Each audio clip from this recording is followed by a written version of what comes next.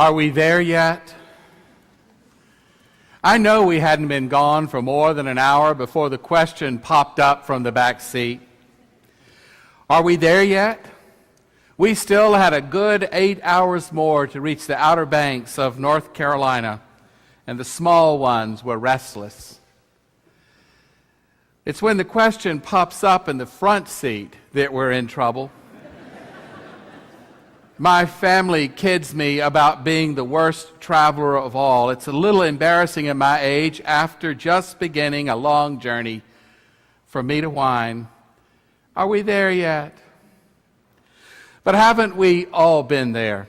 Our lives are full of short trips and long journeys. And I don't just mean traveling in the heat of the summer in an unair-conditioned car, or completing the daily round of carpools and errands, or emptying out a home, sorting through the memories of 40 years, or reaching the mountaintop after a long hike.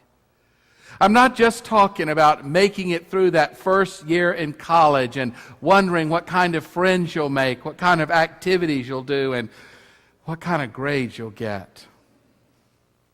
I'm not just talking about working your way up in business, putting in the extra hours and the long weekends. And I'm not just talking about those daily visits to a nursing home, caring for a parent, a spouse, or perhaps even a child. Day in, day out, weary business. But there's nowhere else you'd rather be. All these make up the longer journey that is our life.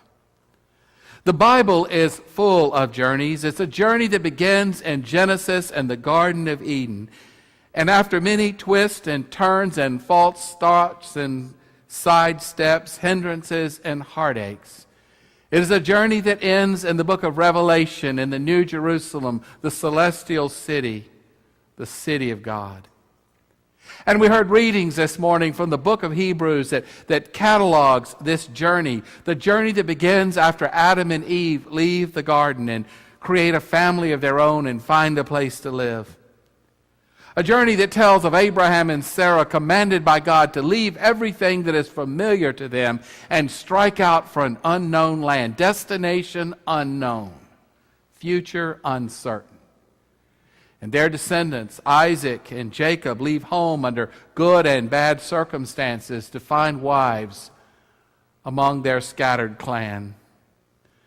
In a time of famine, the children of Israel follow Joseph down into Egypt, where he has become a great and powerful man, where he has prospered in spite of his brothers' schemings. And when the people fall from greatness into slavery, God hears their cry and sends forth Moses to deliver them across the Red Sea, into the wilderness, and into the promised land. And you would think the journey would end there, but it does not.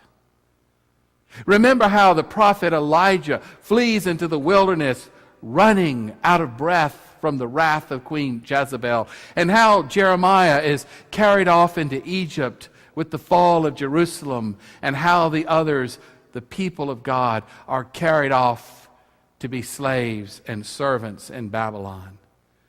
And then after years of bondage, God brings them home again. Do you ever think about the Gospels as a kind of travelogue?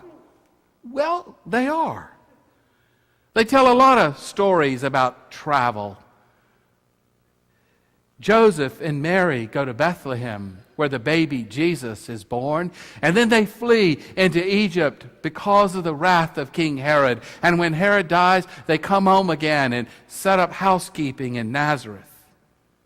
And Jesus is baptized in the Jordan River and flees into the wilderness, where he is tempted for 40 days and 40 nights. In fact, the early life of Jesus recapitulates or reenacts the whole history of the children of Israel so that they might identify in him. Then he sets his face to Jerusalem, and he will not be turned aside. And in Jerusalem, the disciples believed they had reached their journey's end, but it was not to be. For at the cross and resurrection, a whole new movement of history begins. The people are swept into the Roman world, and the apostles go out into that world to tell the good news of Jesus. And they travel like the faithful of old, the author of Hebrews says, who were strangers and foreigners on the earth, who desired a better country, that is, a heavenly one. Hebrews awakens us to the truth that we are on a journey of faith. A journey of faith towards a city whose builder and maker is God. And without us, the author of Hebrews dares to claim that the journey of all those who have gone before us would not be complete. So that what we do and how we live and where we go has significance in the eyes of God. In the article I wrote in the Spire about this sermon series, I quoted the words of Frederick Buechner, who said, "I think of my life and the lives of everyone who has ever lived, not just as journeys through time, but as sacred journeys." One of the reasons that John Bunyan's 17th century work, Pilgrim's Progress, has never been out of print is because Bunyan understood the Christian life as a pilgrimage, a journey towards the celestial city. And he understood all those sins which cling so close, all those weights which are heavy upon us, all those forces that would lead us astray and keep us from our destination in God. And the author of Hebrews expresses the difficulties and the dangers, the opportunities and the opposition, the death and deliverance that the great cloud of faithful witnesses who have gone before us have endured for the sake of their faith in God. He tells us these things not to discourage us, no, but to encourage us as we go about our daily labors, those short trips and those long journeys, as we nurture our children, as we care for a friend in trouble, as we look after a loved one who is sick, as we care for our neighbors and practice justice and generosity and reconciliation.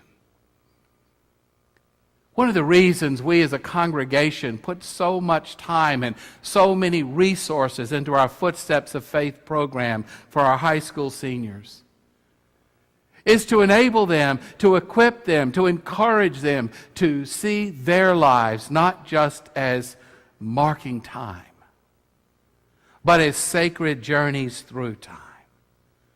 Our high school seniors who participate in this program study with our second-year residents the life and the journeys of Paul and the other early apostles.